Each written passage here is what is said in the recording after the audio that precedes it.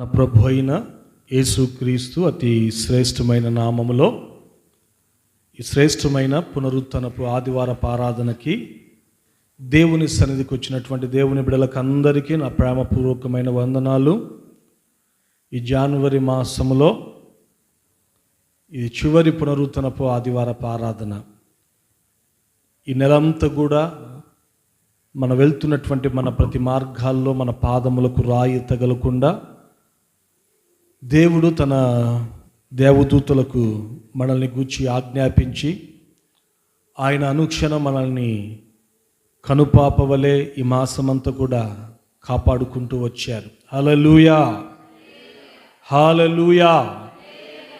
సింహపు పిల్లలైన లేమి కలిగి ఆకలి గునునేమో కానీ యెహోవాని ఆశ్రయించు వారికి ఏ మేలు కొదువై ఉండదు అని వాగ్దానం చేసినటువంటి దేవుడు ఆయన ఈ మాసమంతా కూడా మన చేతి పనులను దేవుడు మనకు స్థిరపరిచి ఆయన మన ప్రతి అవసరతను తీరుస్తూ ఆయన సమృద్ధి చేత మన కుటుంబాలన్నిటినీ నడిపించుకుంటూ వచ్చారు. ఆమేన్, హల్లెలూయా.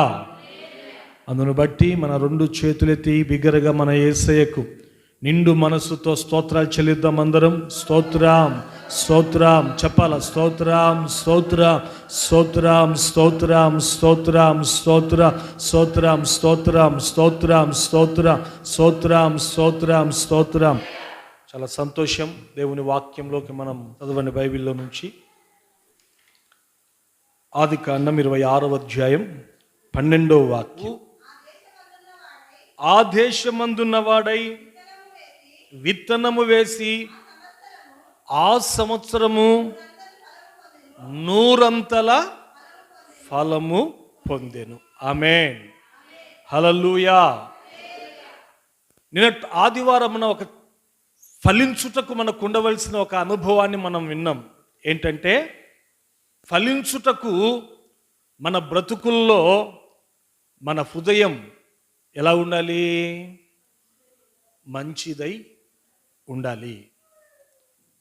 మంచి నేలన విత్తబడినటువంటి ఆ యొక్క విత్తనమట 30 60 100 ఫలించిందట. ఆమేన్, హల్లెలూయా. చూడండి, రెండవదిగా మనము ఈ సంవత్సరం ఫలించాలంటే ఈ 2025వ సంవత్సరం నీవు ఆర్థికంగా, ఆరోగ్యపరంగా, ఆధ్యాత్మికంగా, నీ చేతి పనుల్లో అన్ని రంగాలలో మనము ఫలించాలి అనంటే దేవుని వాక్యం ఏమని హెచ్చరిస్తుంది అనంటే, రెండవదిగా మనం ఫలించున్నట్లు మన చేతిలో మనకు ఉండవలసిన రెండవ తాళపు చెవి ఏమిటి అనంటే, చదువుకున్నటువంటి యొక్క వాక్య భాగంలో మనం చూచినట్లయితే ఇస్సాకును గూర్చి ఇక్కడ రాయబడి ఉంది. ఏమని రాయబడి ఉంది ఇస్సాకును గూర్చి అనంటే, ఇస్సాకట ఆ దేశమందున్నటువంటి వాడై, గెరారు దేశమందున్నటువంటి వాడై విత్తనము వేసాడట. ఆ సంవత్సరము అతడు 100 ఫలము పొందెను అని బైబిల్లో రాయబడి ఉండుట మనం చూస్తున్నాం. అంటే గమనించండి దేవుని బిడ్డలారా, ఇస్సాకు 100 ఫలం పొందడానికి గల కారణం ఏమిటి అనంటే, ఈ వాక్య భాగం మనకు చెప్పకనే చెప్తున్నటువంటి ఒక సత్యం ఏమిటి అనంటే, అతడు ఫలము పొందుటకు, అది కూడా 100 ఫలము పొందుటకు అతడు గెరారు అనే ఆ యొక్క ప్రాంతములో విత్తనము విత్తాడు. ఏం చేశాడు? అందరు చెప్పండి.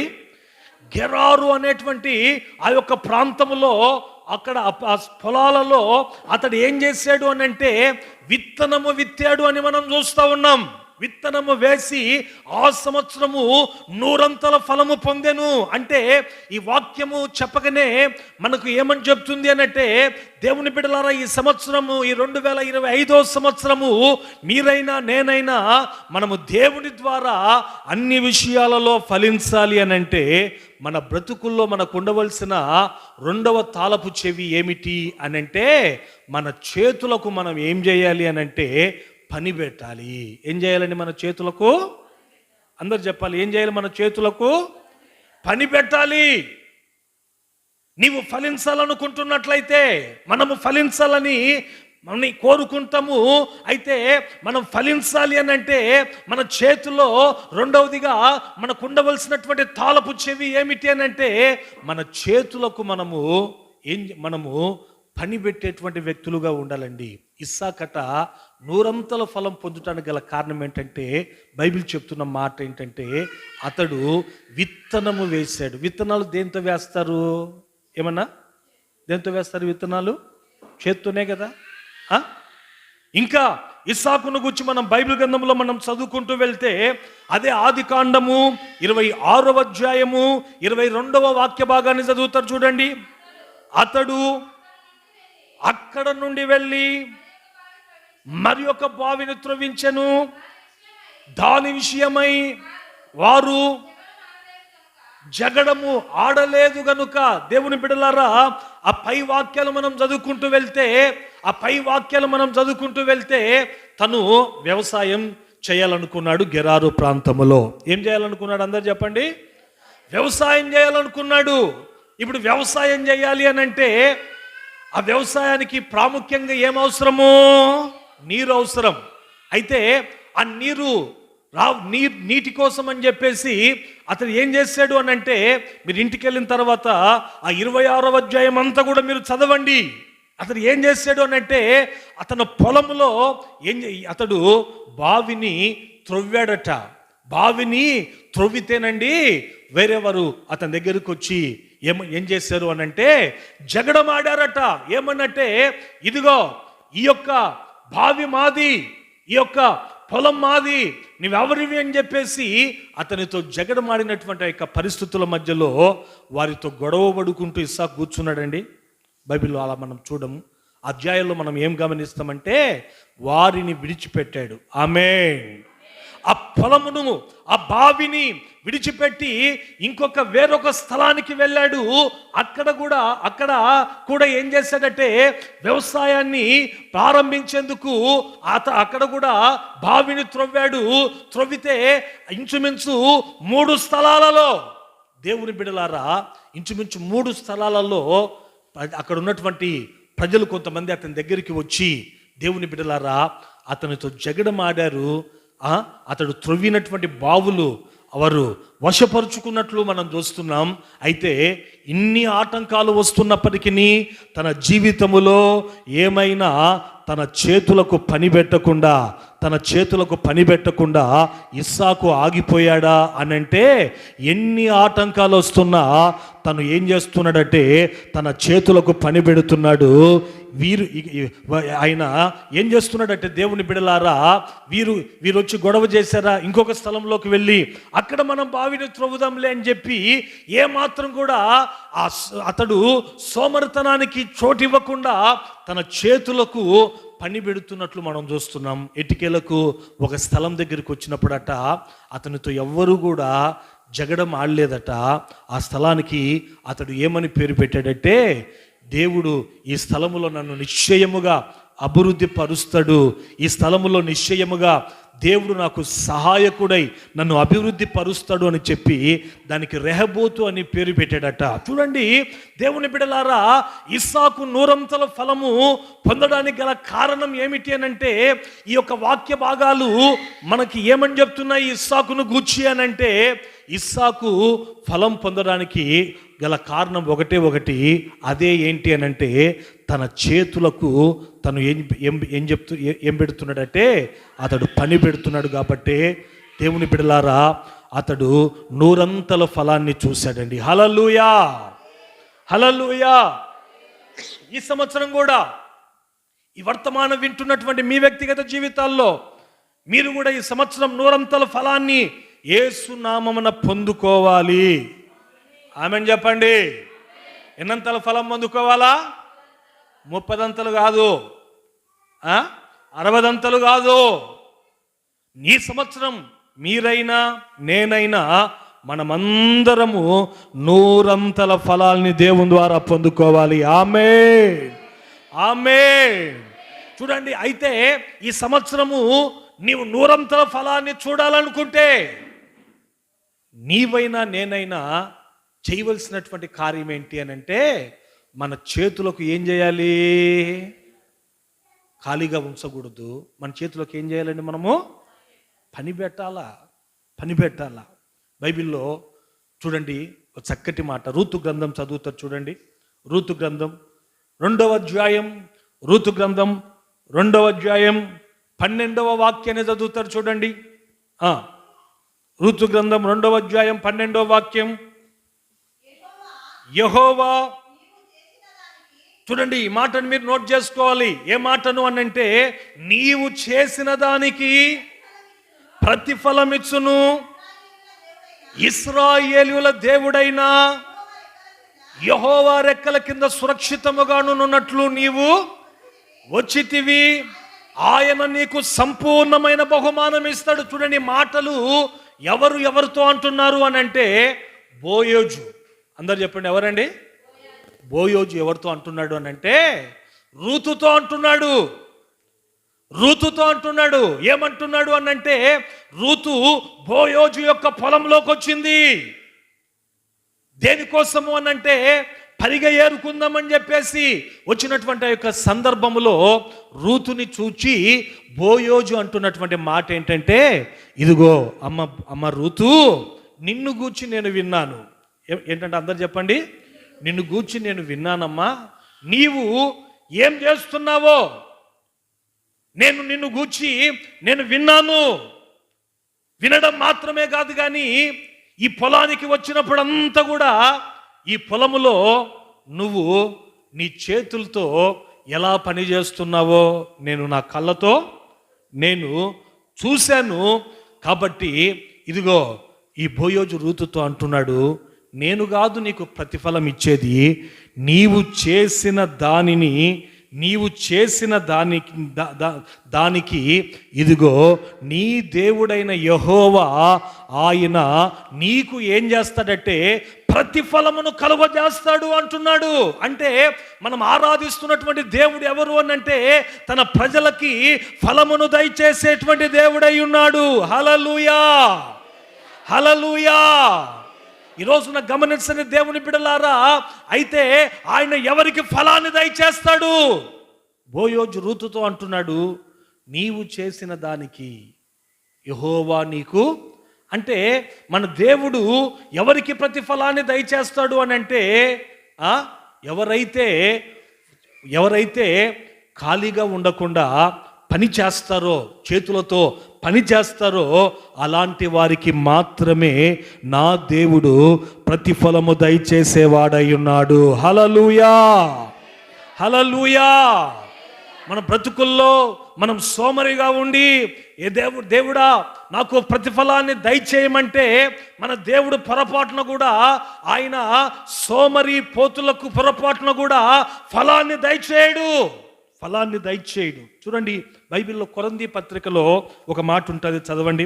కొరింథీయులకు రాసినటువంటి మొదటి పత్రిక 3వ అధ్యాయం 8వ వాక్యం అనుకుంటా. 3వ అధ్యాయం 8వ వాక్యం అనుకుంటా చదువుతారు చూడండి.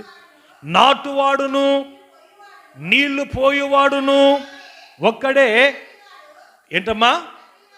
ప్రతివాడు తాను చేసినటువంటి కష్టము కొలది జీతాన్ని పుచ్చుకుంటాడట. చూడండి మాటలు ఎవరు అంటున్నారు అంటే, దైవజనుడైనటువంటి పౌలు కొరంథీ సంఘముతో అంటున్నాడు. ఆ సంఘములో ఉన్నటువంటి విశ్వాసులు ఉన్నారు. ఆ సంఘములో కొంతమంది దైవజనులు పరిచర్య చేశారు. ఎవరు పరిచర్య చేశారు చెప్పండి? వారిలో ఎవరు అనంటే, పేతురు పరిచర్య చేశాడు, తర్వాత పౌలు పరిచర్య చేశాడు. అయితే గమనించండి, వాళ్ళు ఆ సంఘములో మనం గమనించినట్లయితే కొందరు ఎలా ఉన్నారు అనంటే, పేతురు వారుగా ఉంటున్నారు, మరి కొంతమంది పౌలు వారుగా ఉంటున్నారు. చూడండి, అట్లా ఆ సంఘములో డీవియేషన్స్ అనేవి ఏర్పడ్డాయి. కొంతమంది అంటారు మేము ఎవరి వారమో తెలుసా, పౌలు వారం అంటున్నారు. మరి కొంతమంది అంటున్నారు మేము ఎవరిమి అని అంటే పేతురు వారమి అని చెప్పేసి, ఇలా సంఘములో ఆ విధంగా డీవియేషన్స్ అనేవి ఏర్పడి వారి మధ్యలో కక్షలు, వారి మధ్యలో కార్పణ్యాలు అనేవి పెరుగుతున్నటువంటి ఆ యొక్క సందర్భంలో అపోస్తుడైనటువంటి పౌలు గారు వారి మధ్యలో నిలవబడి వారితో అంటున్నటువంటి మాటలు ఇవి. వారికి ఉత్తరం రాస్తూ వారితో అంటున్నటువంటి మాటలు ఇవి. ఏమంటున్నారు అనంటే, అపోల్లో ఎవడు, కేఫా ఎవడు, పౌలు ఎవడు? ఇదిగో వీళ్ళందరూ కూడా ఎవరో తెలుసా? వీళ్ళందరూ కూడా ఎవరు అనంటే దేవుని పరిచారకులై ఉన్నారు. హల్లెలూయా. వీళ్ళందరూ కూడా ఎవరు అనంటే దేవుని పరిచారకులై ఉన్నారు అని చెప్తూ ఏమంటున్నాడు అనంటే, పౌలు గారు అపోల్లో ఏం చేశాడంటే విత్తనం వేశాడు. కేఫా పేతురు ఏం చేశాడు అనంటే నీళ్లు పోసాడు. నేనేం చేశానంటే ఇదిగో మీకు ఎరువు వేశాను.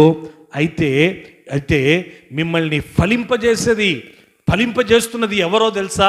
మిమ్మల్ని వృద్ధిలోకి తీసుకొని వచ్చేది ఎవరు అనంటే దేవుడే. కాబట్టి మిమ్మల్ని వృద్ధిలోకి తీసుకొని వచ్చే, మిమ్మల్ని ఒక ఫలింప చేసే ఆ యొక్క అనుభవంలోకి తీసుకొని వచ్చే ఆ దేవుని మీదే మన దేవుని మీదనే మీ యొక్క గురి ఉండాలి. కానీ విత్తిన వాని మీద కానీ, లేకపోతే నీరు పోసిన వాని మీద కానీ, ఎరువు వేసిన వాని మీద కానీ మీ గురి పొరపాటున కూడా ఉండకూడదు. వారు ఎవరు అనంటే తోటలో, సంఘములో దేవుని జత పనివారై ఉన్నారు. వారు ఎవరు అనంటే కేవలము దేవునికి పరిచారకులై ఉన్నారు. ఇదిగో అని ఈ మాటలు చెప్తూ ఏమంటున్నారంటే, ప్రతి వాడును తాను చేసిన కష్టమునకు దేవుడు వారికి ఏమిస్తాడు అనంటే జీతం ఇస్తాడు అని అంటున్నాడు. ఆమేన్. సంఘములో పరిచర్య చేస్తున్నారు సేవకులు, వారు దేవుని పరిచారకులు. అంత మాత్రమే. ఇదిగో అని చెప్తూ మీ యొక్క గురి సేవకుల మీద కాదు ఉండాల్సింది. మీ గురి ఎవరి మీద అంటే దేవుని మీద ఉండాలి, దేవుని మీద ఉండాలి అని చెప్తూ ఏమంటున్నాడు అనంటే, ప్రతి వాడును తను చేసిన కష్టము కొలది. దేని కొలదట అందరు చెప్పండి. ప్రతి వాడు తను చేసిన కష్టము కొలది దేవుడు వారికి ఏం చేస్తాడంటే ప్రతిఫలమును దేవుడు వారికి జీతాన్ని ఇస్తాడు అంటున్నాడు. అంటే గమనించండి దేవుని బిడ్డలారా, ఎవరికి దేవుడు ప్రతిఫలం ఇస్తాడు చెప్పండి? ఎవరికి దేవుడు ప్రతిఫలం ఇస్తాడు? కష్టపడిన వానికే ప్రతిఫలం ఇస్తాడు, జీతం ఇస్తాడు. దేవుని బిడ్డలారా, సంఘములో సేవకులు ఉంటారండి. ఆ సేవకులకు కూడా దేవుడు అందరికీ ప్రతిఫలం ఇవ్వడు, అందరికీ దేవుడు జీతం ఇవ్వడు. ఎవరికి ఇస్తాడు అనంటే కష్టపడే సేవకులకు మాత్రమే దేవుడు మంచి ప్రతిఫలం ఇస్తాడు. కానీ కష్టపడకుండా సోమరులుగా ఉండేవారికి పొరపాటున కూడా దేవుడు వారికి ప్రతిఫలమును ఇవ్వడు అన్న సంగతిని మనము గుర్తించాల. ఆమేన్. హల్లెలూయా, హల్లెలూయా, హల్లెలూయా. చూడండి, ఈ రోజున కొన్ని సంస్థలను మనం తీసుకున్నాం అనుకోండి, అవి ఏ సంస్థలైనా కావచ్చు. భక్తి సింగ్ ఫెలోషిప్ కావచ్చు, లేకపోతే హోసన్న మినిస్ట్రీస్ పరిచర్యలే కావచ్చు, లేకపోతే ది పెంతెకోస్తు పరిచర్యలే కావచ్చు. ఈ రోజున గమనించిన పరిచర్యలు ఎలా ఉన్నాయి? ఎంతో ఆశీర్వాదకరంగా, ఎంతో ఫలభరితంగా ఉన్నాయా లేవండి? చెప్పండి. ఎంతో ఆశీర్వాదకరంగా. ఇప్పుడు ది పెంతెకోస్తుని స్థాపించినటువంటి ఆ యొక్క సంఘ స్థాపకుడు ఎవరు అనంటే ఆయన పేరు పాల్. ఏం పేరండి? ఇప్పుడు ఈ ది పెంతెకోస్తు మిషన్ అనేది మన ఇండియాలో మాత్రమే కాదు, ప్రపంచ దేశాల్లో ఉంది.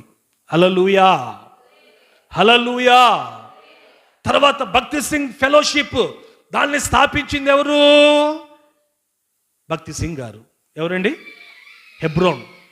హెబ్రోన్ వ్యవస్థాపకులు ఎవరు? భక్తి సింగ్ గారు.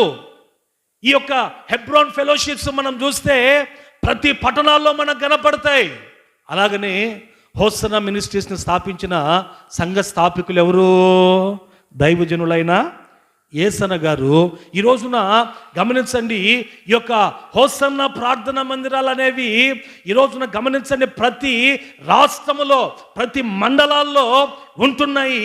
ఈ రోజున ఎంతో ఈ పరిచర్యలన్నీ కూడా ఫలభరితంగా కొనసాగించబడుతున్నట్లు మనం చూస్తున్నాం.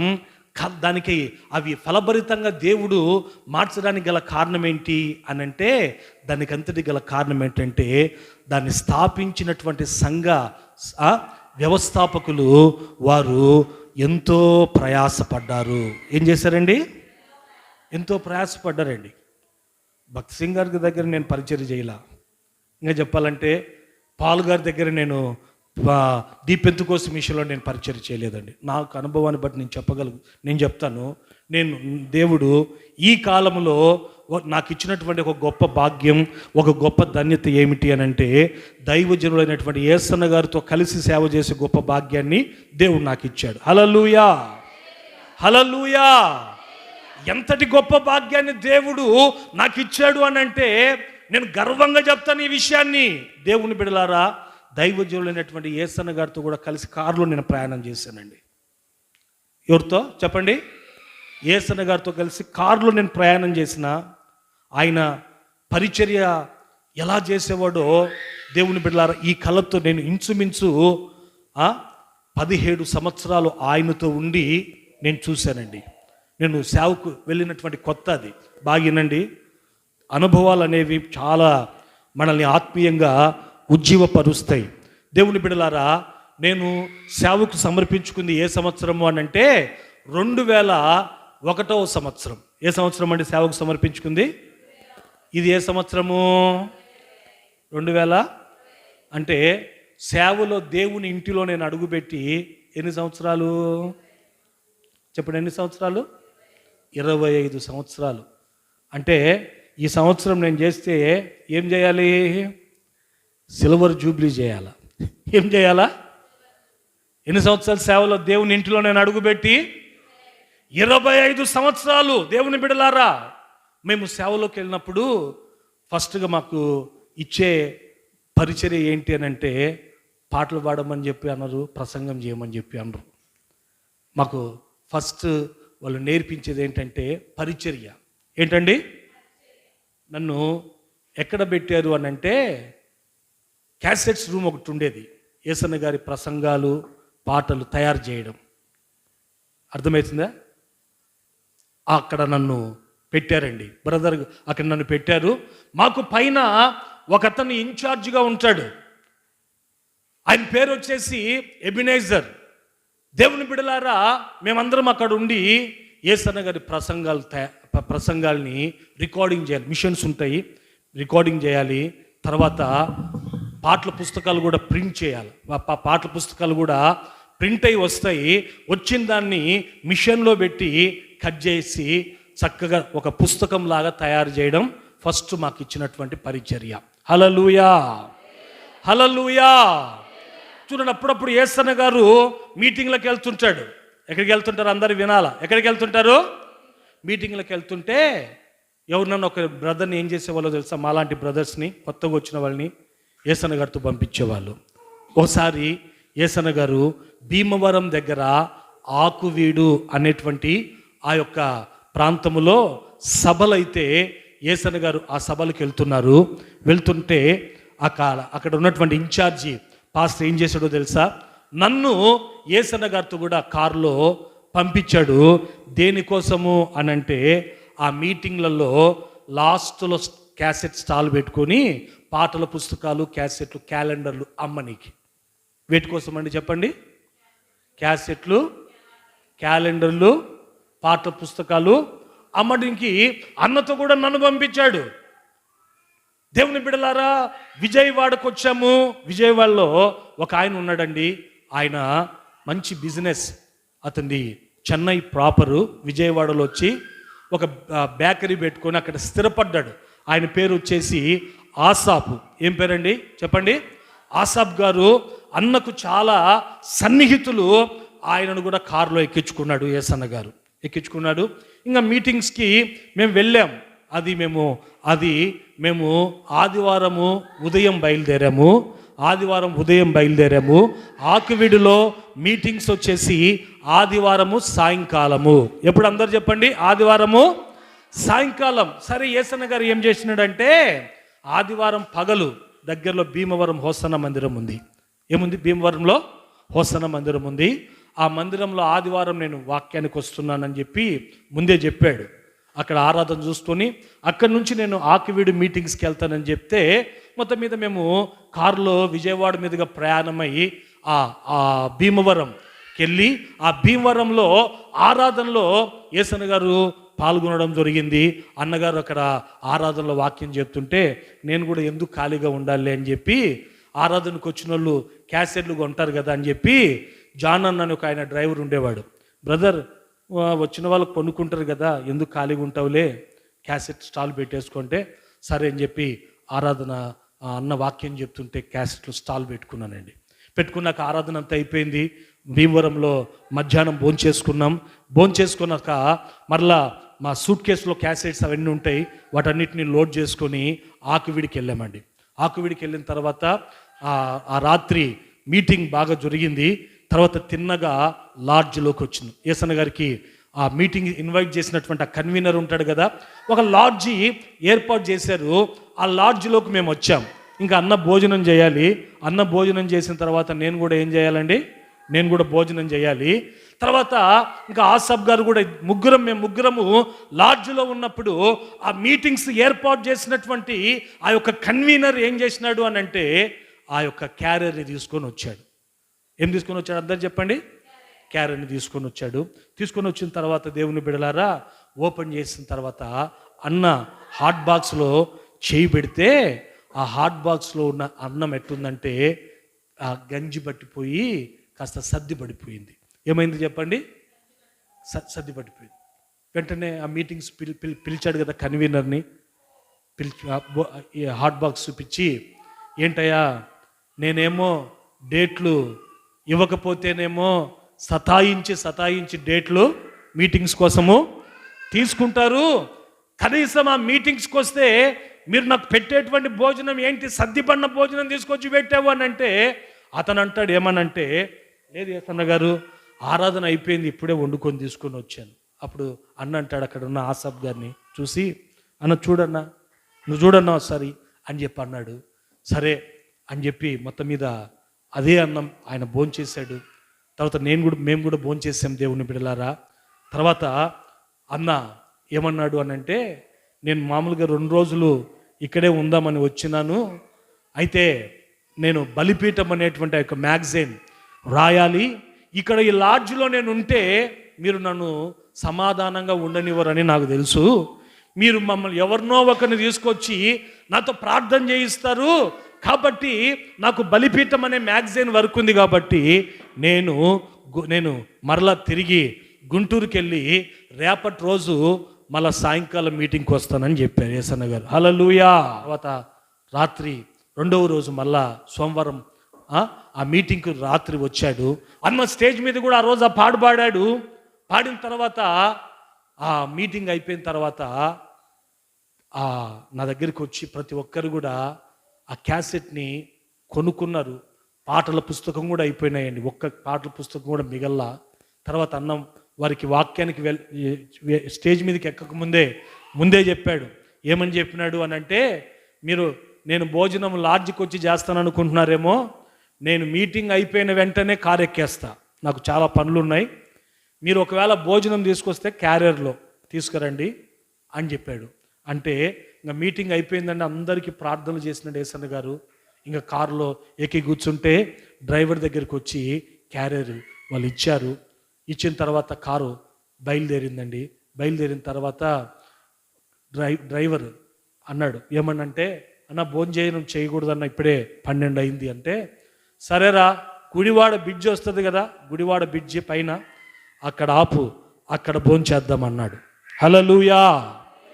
తర్వాత గుడివాడ బ్రిడ్జ్ వచ్చిన తర్వాత డ్రైవరు అన్నం లేపు అన్నాడు. నేనే తట్టి లేపితే యేసన్న గారు అన్నాడు, ఇక్కడ కాదులే కానీ రూమ్కి వెళ్ళినాక నేను భోజనం చేస్తా పాని అన్నాడు. తర్వాత రూమ్కి వెళ్ళిపోయినామండి. వెళ్ళిపోయిన తర్వాత అన్న పార్సల్ నేను తీసుకున్నాను, డ్రైవర్ తన పార్సల్ తీసుకొని తను ఇంటికి వెళ్ళబోతున్నాడు. నేను అన్న పార్సల్ తీసుకొని రూమ్లోకి వెళ్ళాను. వెళ్తే దేవుని బిడలారా, అన్న ఏమన్నాడో తెలుసా? అన్న ఒకటే ఒక మాట అన్నాడు, నాకు ఇప్పుడు ఆకలిగా లేదు, కానీ నా పార్సల్ కూడా ఎవరికి ఇస్తావు అని అంటే డ్రైవర్కి ఇమ్మని చెప్పాడు. చూడండి, మంచిగా వాళ్ళు తూర్పుగోదావరి జిల్లా అంటే చేపలు బాగా చేస్తారండి. మంచిగా రొయ్యలు, పీతలు బాగా చేస్తారు. ఏసన్న గారు అంటారు, రే నా ఆకలి చచ్చిపోయింది, కానీ ఆ డ్రైవర్కి ఇచ్చేసారా, వాడు ఉన్నాడు, వాడు తింటాడు, నీది నువ్వు తీసుకో అని చెప్పేసి అన్నాడు.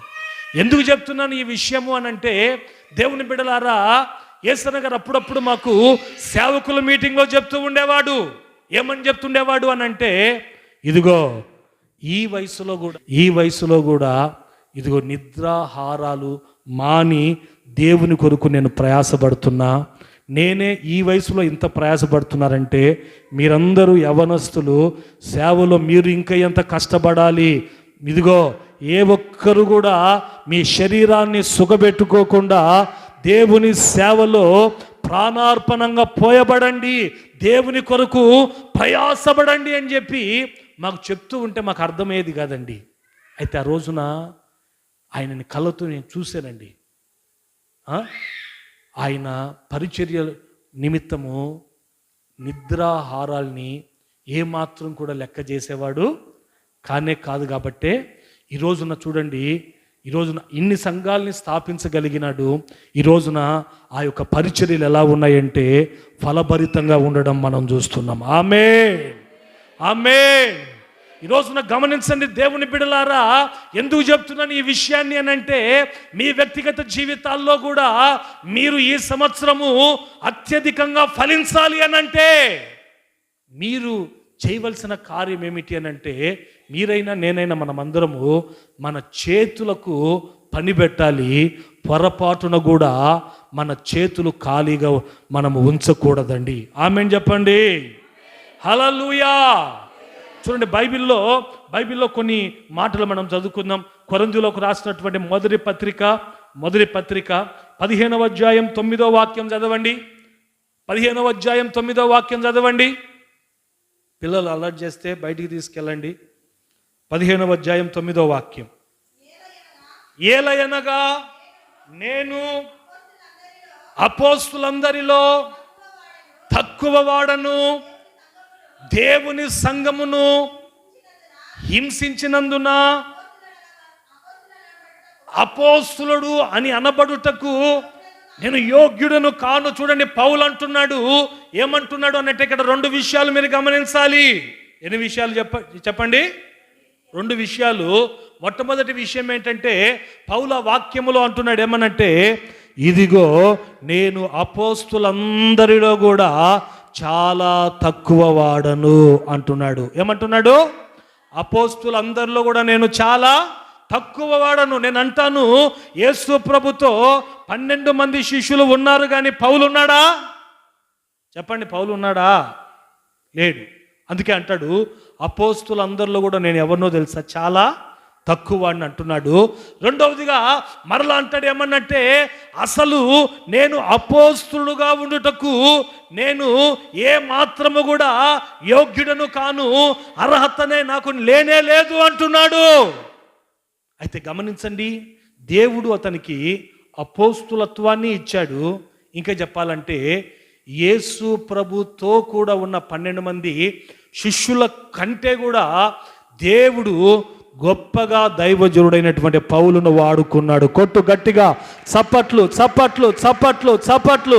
గొప్పగా యేసు ప్రభుతో ఉన్నవారు కూడా పౌలు వలె వాడబడలేదు. బైబిల్ గ్రంథంలో అందరికంటే కూడా ఎక్కువ పుస్తకాలు రాసినటువంటి ఆ యొక్క ఘనత, అందరికంటే ఎక్కువ సంఘాలు స్థాపించినటువంటి ఆ యొక్క ఘనత, శిష్యులను తయారు చేసినటువంటి ఆ గొప్ప ఆధిక్యత దేవుడు ఎవరికి ఇచ్చాడు అని అంటే పౌలుకే ఇచ్చాడు. అతను అంటాడు, నేను అపోస్తులందరికంటే కూడా తక్కువ వాడను అని, నేను అసలు అపోస్తులుగా పిలువబడుటకు యోగ్యునే కాను అని. ఎందుకండి దేవుడు అతనికి ఆ శాశ్వతమైన కృపను దేవుడు ఇచ్చాడు అని అంటే, వారికంటే గొప్పగా ఎందుకు వాడుకున్నాడు అని అంటే, 10వ వాక్యం చదువుతాడు చూడండి. 10వ వాక్యం, అయినను నేను ఏమై ఉన్నాను, అది దేవుని కృప వలనే అయ్యున్నది.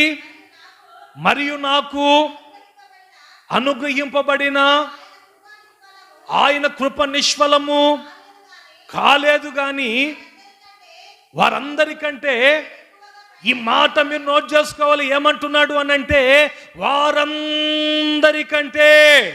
ఏమంటున్నాడు? అందరు చెప్పండి. వారి అందరికంటే కూడా నేను ఎక్కువగా ప్రయాసపడి తిని కాబట్టే దేవుడు నన్ను వారందరికంటే కూడా గొప్పగా వాడుకున్నాడు. ప్రయాసపడింది నేను కాదు, కానీ నా యందు ఉన్న దేవుని కృప.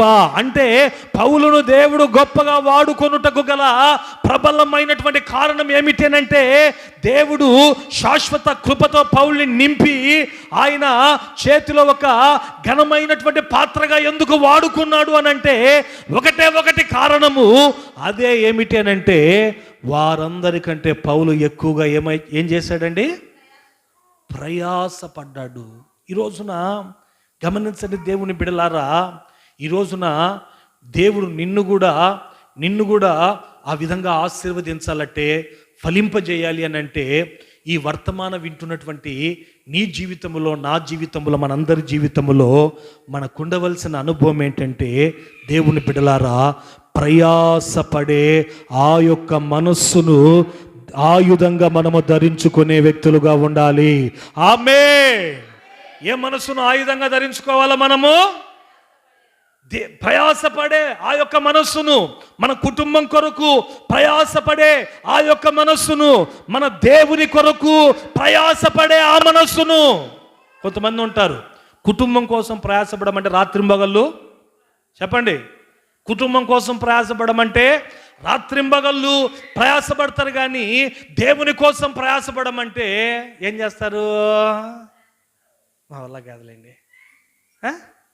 వల్ల కాదులేండి.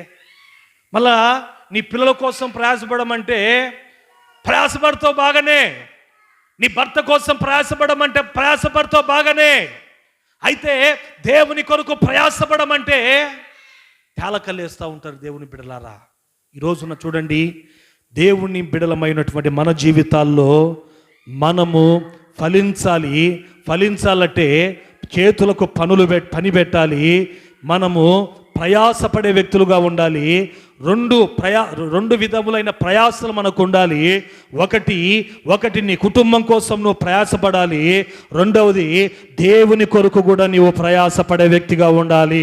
హల్లెలూయా. సంఘం కొరకు, దేవుని కొరకు అంటే దేని కొరకు అనంటే సంఘం కొరకు ప్రయాసపడే వ్యక్తిగా నీవు ఉండాలి. ఈ లోకములో ఎంతో మంది దేవుని మందిరానికి వెళ్లకుండా విగ్రహారాధన చేస్తూ రోగాల మధ్యలో శాపాన్ని అనుభవిస్తున్నారు. వారి మధ్యలోకి వెళ్ళి నువ్వేం చేయాలా?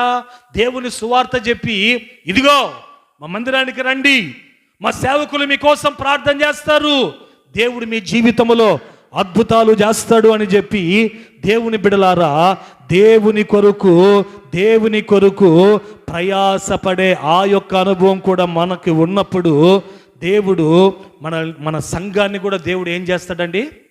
ఫలింపజేస్తాడు. మన సంఘం కూడా ఫలించాలా ఫలించకూడదా? చెప్పండి.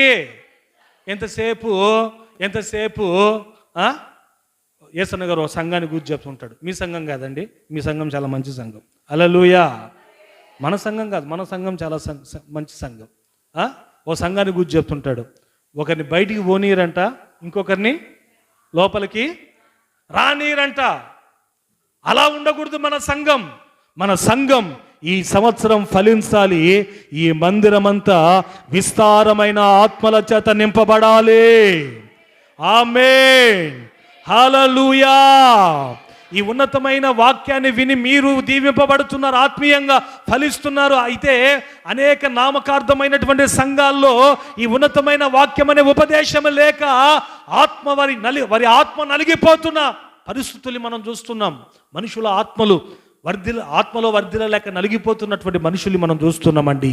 అయితే వారు కూడా ఆత్మలో వర్ధిల్లేటట్లు ఈ రోజున మనం ఏం చేయాలంటే సంఘము కొరకు కూడా ప్రయాసపడేటువంటి ఆ యొక్క మనస్సును మన జీవితంలో మనము కలిగి ఉండాలి. హల్లెలూయా.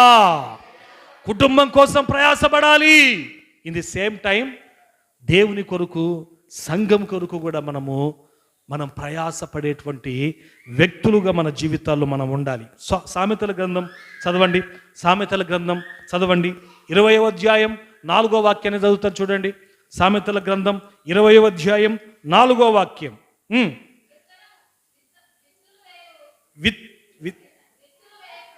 విత్తులు వేయు కాలమున సోమరి దున్నడు, కోత కాలమున పంటను గూర్చి వాడు విచారించినప్పుడు.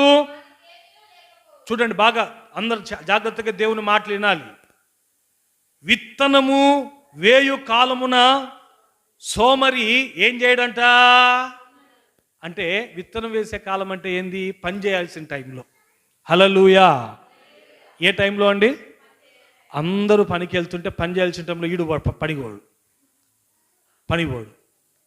విత్తనము వేయు కాలమున సోమరి దున్నడట, మళ్ళా కోత కాలమున అందరూ పనులు మోసుకుంటూ ఇంటికి వచ్చేటప్పుడు వీడు కూడా దేని గురించి విచారం చేస్తాడంట? చెప్పండి. పంటను గూర్చి.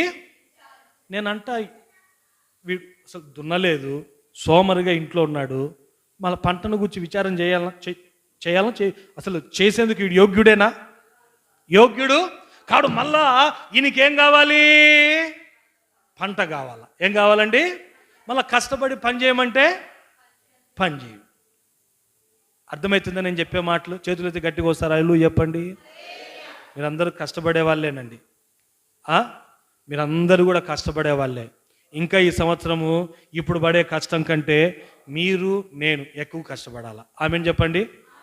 ఎందుకంటే ఈ సంవత్సరం దేవుడు మనకిస్తున్న వాగ్దానం ఏంది? అత్యధికంగా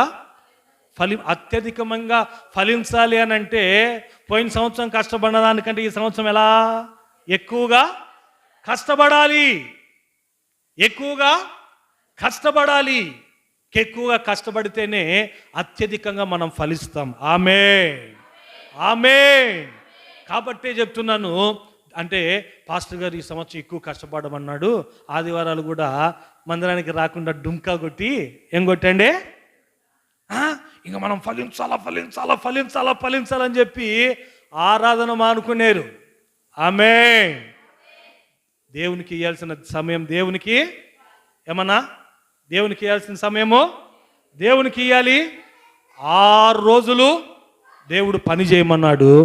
7వ రోజు మాత్రం ప్రభు చెప్పిన మాట ఏంటంటే, అది నా దినం కాబట్టి ఆ దినమున మీరు సమాజముగా కూడుకొనుట మానకూడదు. హల్లెలూయా. మన దేవుడు మనకు అత్యధికమైనటువంటి ఫలము దయచేసేవాడండి. అయితే ఎప్పుడు ఫలము దయచేస్తాడు అనంటే, దేవుని వాక్యం ఏమని చెప్తుంది అనంటే, మన బ్రతుకుల్లో మనకు ఉండవలసిన అనుభవం ఏమిటి అనంటే, మనము ప్రయాసపడినప్పుడు మాత్రమే, మనం పడినటువంటి కష్టానికి మాత్రమే దేవుడు ఫలాన్ని ఇస్తాడు. కానీ కష్టపడకుండా ఫలము దేవుడు ఇవ్వడు. కష్టపడకుండా దేవుడు ఏం చేయడండి? ఫలం ఇవ్వడు. మనుషుల కోసం నువ్వు కష్టపడ్డావు అనుకో, వాళ్ళైనా మర్చిపోతారేమో. అర్థమవుతుందా? కొంతమంది అంటుంటారు నా దగ్గరికి వచ్చి, ఏమండి వాళ్ళ కోసం ఎంత కష్టపడ్డాను, దానికోసం నేను ఎంత కష్టపడ్డాను. అయితే నన్ను వాడుకున్నారు, ఆ తర్వాత ఇప్పుడు నన్ను వదిలేశారు. మనుషులు నీ కష్టాన్ని వాడుకుంటారు, తర్వాత ఏం చేస్తారండి దేవుని బిడ్డలారా? ఏం చేస్తారు? నీవు పడ్డటువంటి యొక్క కష్టానికి ప్రతిఫలము ఇవ్వరు. అయితే నేను ప్రకటిస్తున్నటువంటి నజరేయుడైన యేసు ఎవరు అనంటే, ఆయన మనకి జీతముని ఫలమును, అత్యధికమైనటువంటి ఫలమును దయచేసేటువంటి దేవుడు. అయితే ఆయన ఎప్పుడు దయచేస్తాడు అనంటే, కష్టపడినప్పుడు. ఆమేన్. హల్లెలూయా. కష్టపడకపోతే, మన చేతులతో మనం పని చేయకపోతే మన కుటుంబంలోకి ఏమొస్తుందో తెలుసా? చదవండి బైబిల్లో సామెతల గ్రంథం 24వ అధ్యాయం 24వ అధ్యాయం 30వ వాక్యం చదువుతారు చూడండి. 24వ అధ్యాయం. సోమరివాణి చేను దాటి రాగా తెలివిలేని వాణి ద్రాక్ష తోట నేను దాటి రాగా ఇదిగో దాని అందంతట ముళ్ళ తుప్పలు బలసి ఉండెను. 33 చదవమ్మా. 33. ఇంకా కొంచెము నిద్ర కొనుకుపాటు పడుటకై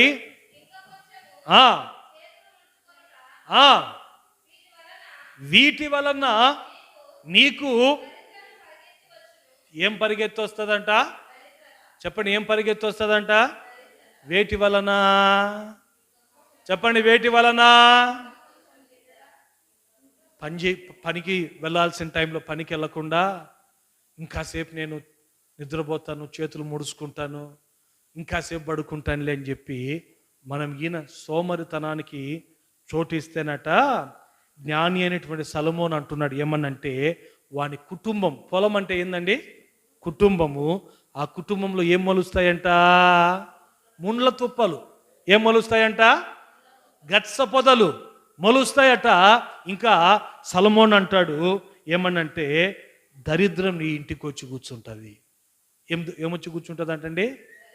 మన ఇంట్లో ఆశీర్వాదం ఉండాలి, దేవుని ఆశీర్వాదం, దేవుని శాశ్వత జీవం ఉండాలి, కానీ దరిద్రం ఉండకూడదు. దరిద్రం అనేది మన దరికి రాకుండా ఉండాలి అని అంటే మన జీవితంలో మనకు ఉండవలసిన అనుభవం ఏంటంటే, ఈ సంవత్సరము అత్యధికంగా ఫలించున్నట్లు మన చేతులతో మనం పని చేసే వ్యక్తులుగా ఉండాలి. ఆమేన్. హల్లెలూయా, హల్లెలూయా. మన చేతులతో మనం పని చేసేటువంటి వ్యక్తులుగా ఉండాలండి. అప్పుడు దేవుడు మన చేతుల కష్టాన్ని బట్టి ఆయన మనకి ప్రతిఫలాన్ని దయచేస్తాడు. చూడండి, యేసన్న గారు ఒక పాట రాశాడు. ఏంటంటే ఆ పాట, అంతా వ్యర్థమని వ్యర్థులైరెందరో నా గురి నీపై నిల్పినందునే నా పరుగు సార్థకమాయేనే. అంత వ్యర్థమని వ్యర్థులైరెంద చప్పట్లు నా గురి నీపై నిల్పి నా పరుగు సార్థకమాయేనే. నీ యందు పడిన ప్రయాసము శాశ్వత కృపగా నా యందు నిలిచే. పాడదాం అందరం. నీ యందు పడిన ప్రయాసము శాశ్వత కృపగా నా యందు నిలిచే. నేను నీ స్వాస్యమే, నీవు నా సొంతమే. నా స్తోత్ర బలులన్నీ పొట్టల సపత్ నీకేనయ్యా. నేను నీ స్వాస్యమే. పాడాల. నా స్తోత్ర బలులన్నీ నీకేనయ్యా. నా హృదయాన కొలువైన యేసయ్యా. హల్లెలూయా, హల్లెలూయా. అంతా వ్యర్థమని ఏమైపోయినారంట అండి? ఏమైనారంట? ఎవరు ఆ మాట అన్నారు? బైబిల్ ఎవరన్నారు ఆ మాట?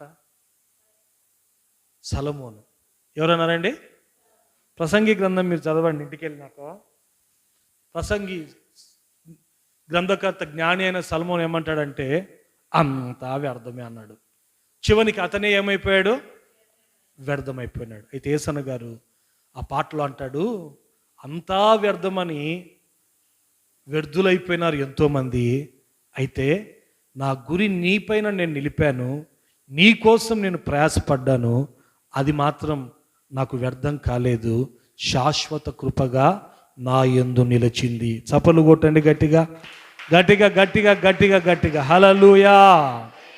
అంటే గమనించండి దేవుని బిడ్డలారా, దేవుని కొరకు మనం ప్రయాస పడితేనండి, అది ఏం కాదు, మనుషుల కోసం ఒకవేళ ప్రయాసపడితే వ్యర్థమైపోవచ్చేమో, వాళ్ళు నిన్ను మర్చిపోవచ్చండి.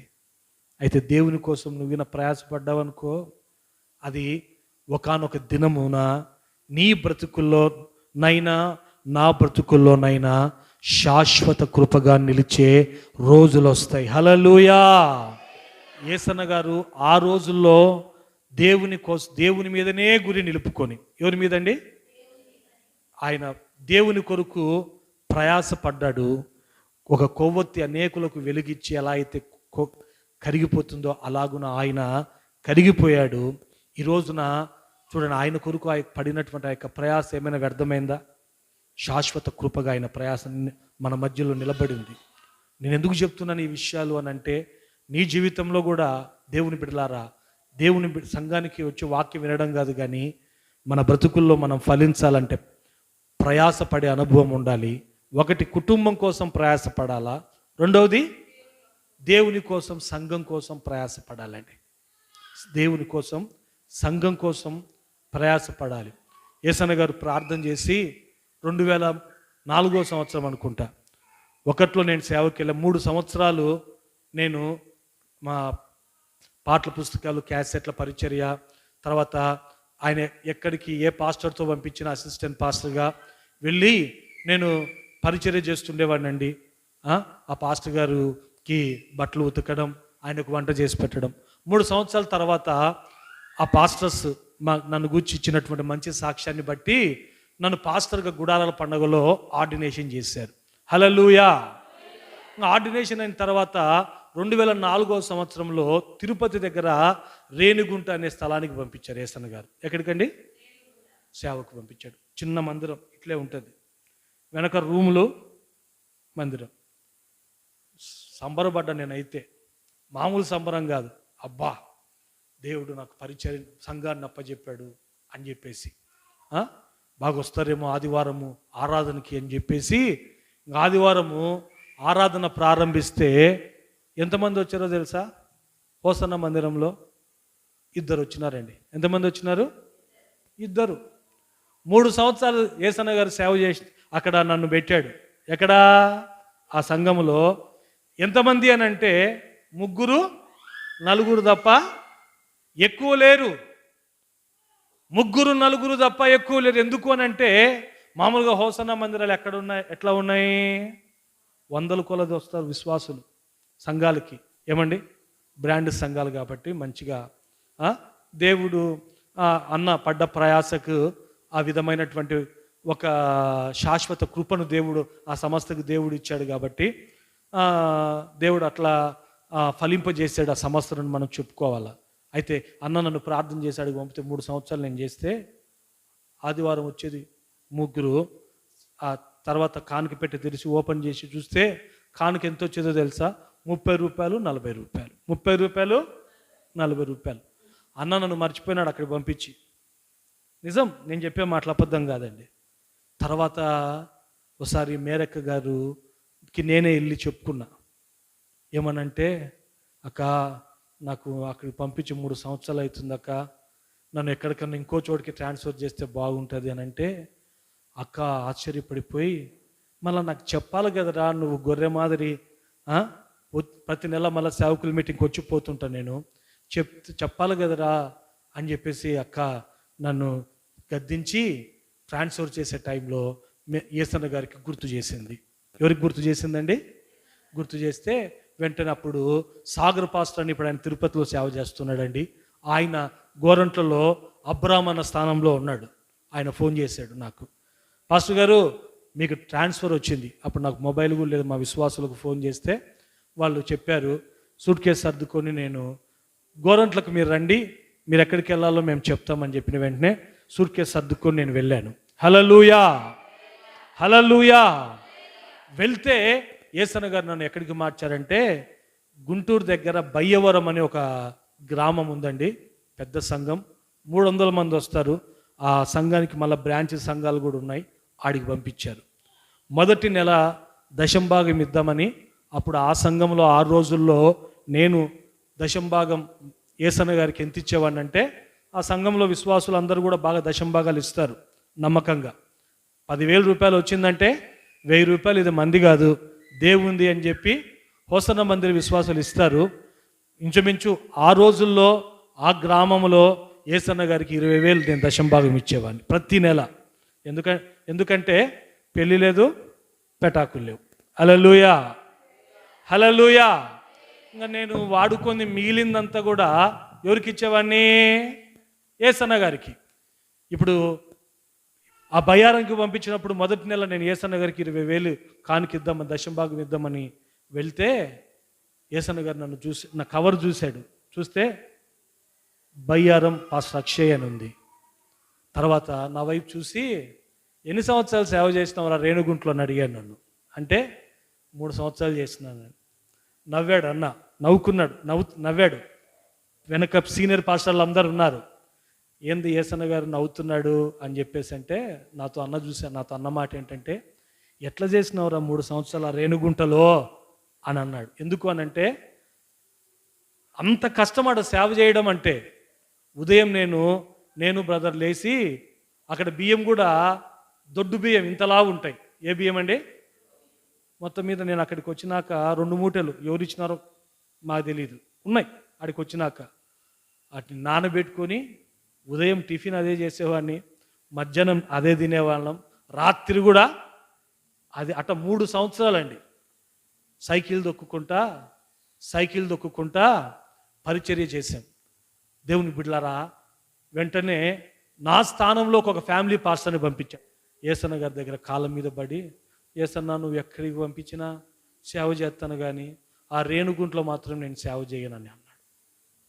పక్కనే ఉన్నాడు ఆ మనిషి. అట్లా ఆయన అడుగుతున్నాడు, నేను వచ్చినాను, నన్ను చూసినాడు, కవర్ చూసినాడు. వెంటనే అన్న ఆశ్చర్యపోయాడు. ఎందుకు చెప్తున్నానంటే నేను ఏదో పెద్ద గొప్ప భక్తుణ్ణి అని చెప్పట్లేదండి. ఆ రోజుల్లో నేను దేవునికి ప్రయాసపడ్డా. ఇప్పుడు కూడా సేవలో నేను ప్రయాసపడుతూనే ఉన్నా. అప్పుడు ప్రయాసపడ్డా, ఇప్పుడు ప్రయాసపడుతున్నా. ఎందుకోసం ప్రయాసపడుతున్నానంటే నాకు ఒక నమ్మకం ఏంటంటే, మనుషుల కోసం ప్రయాసపడితే మనుషులు నన్ను మర్చిపోవచ్చు, కానీ దేవుడు మాత్రం నా ప్రయాసను ఏదో ఒక రోజున గుర్తిస్తాడు. ఆ ప్రయాసకు తగినటువంటి ప్రతిఫలాన్ని ఏదో ఒక రోజున శాశ్వత కృపగా నా జీవితంలో దేవుడు నిలుపుతాడనే ఒకే ఒక నమ్మకముతో ఈ రోజు వరకు కూడా నేను ప్రయాసపడుతూనే ఉన్నా. ఆమేన్. మీకు కూడా చెప్పేది ఏంటో తెలుసా? మీ కుటుంబం కోసం ప్రయాసపడండి. రెండవది, దేవుని కోసం కూడా, సంఘం కోసం కూడా ప్రయాసపడే వ్యక్తులుగా మీరు ఉండాలా.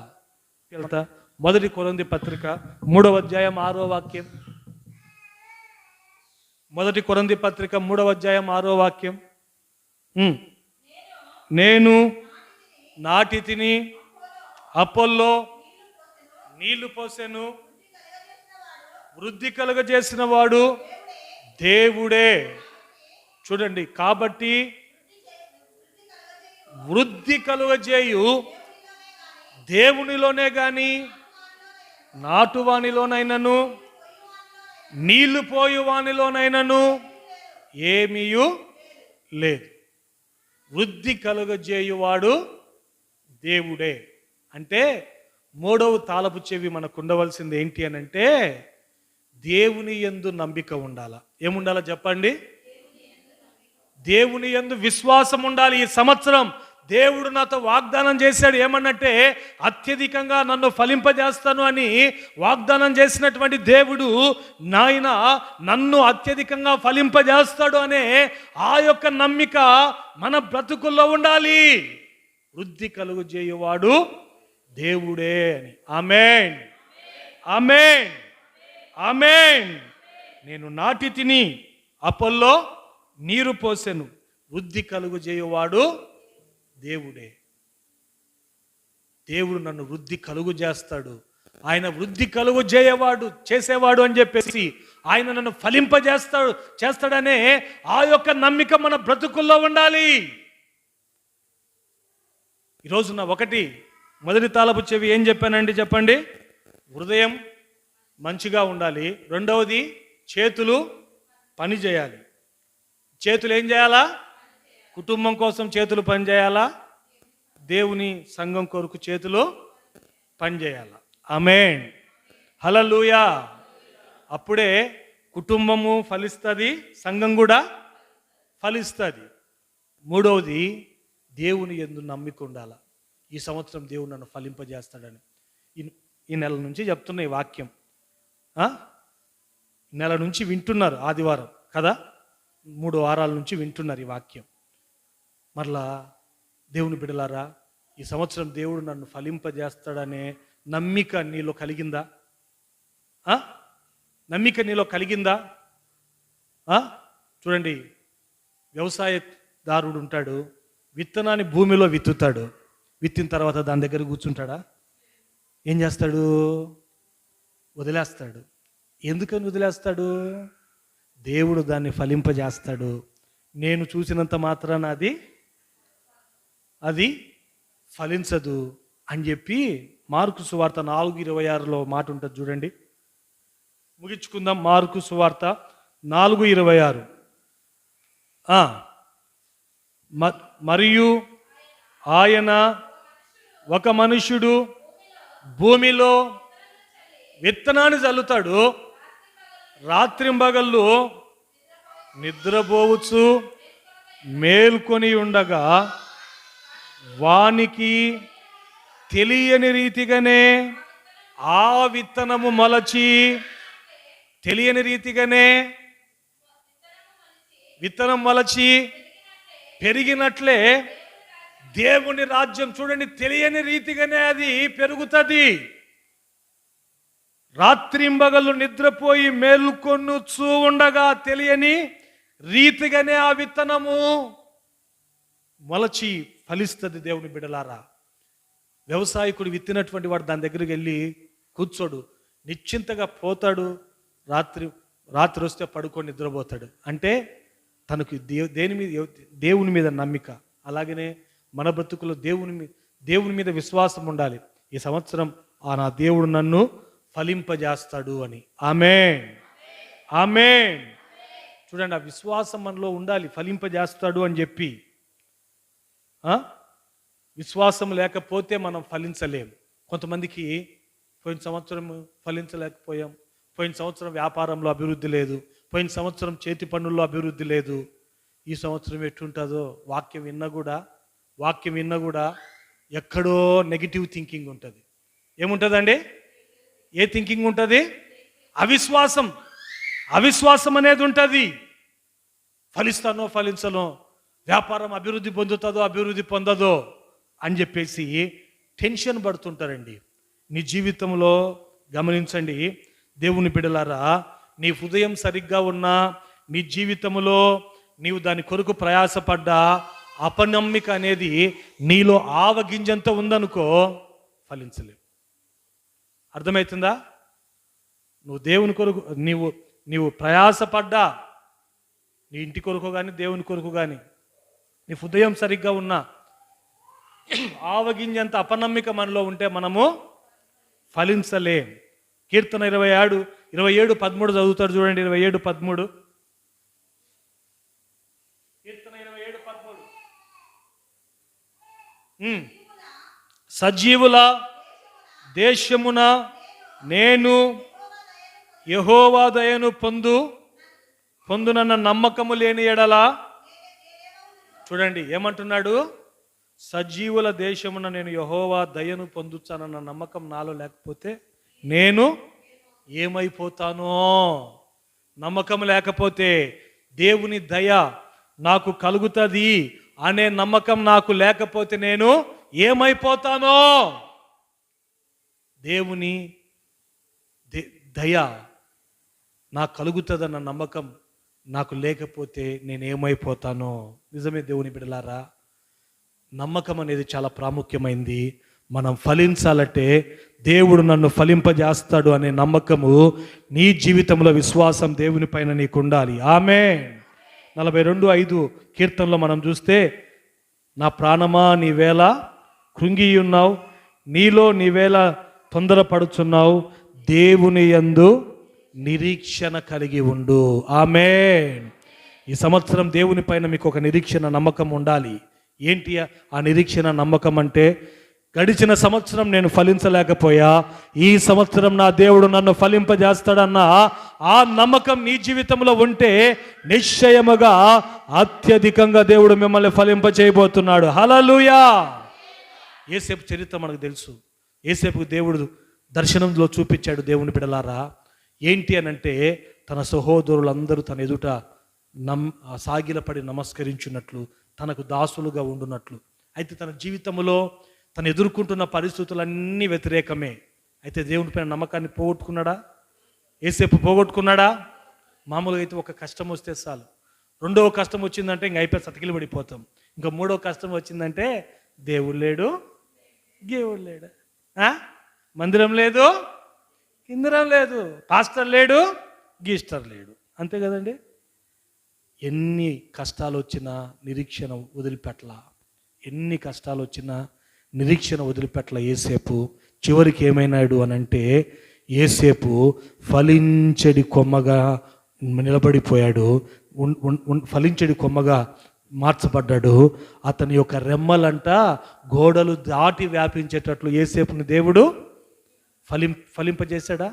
ద్వితీయోపదేశ కాండంలో ఆ మాటలు ఉంటాయి. దేవుని బిడలారా, కారణం ఏమిటి అనంటే అతడు ఎన్ని కష్టాలు వచ్చిన నిరీక్షణను, దేవుని యందు నమ్మిక వదిలిపెట్టల.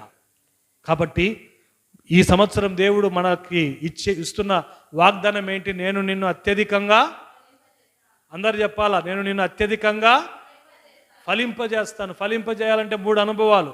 ఒకటి ఏంటి చెప్పండి? మంచి యోగ్యమైన మనసు. రెండవది చేతులకు ఏం పెట్టాలా?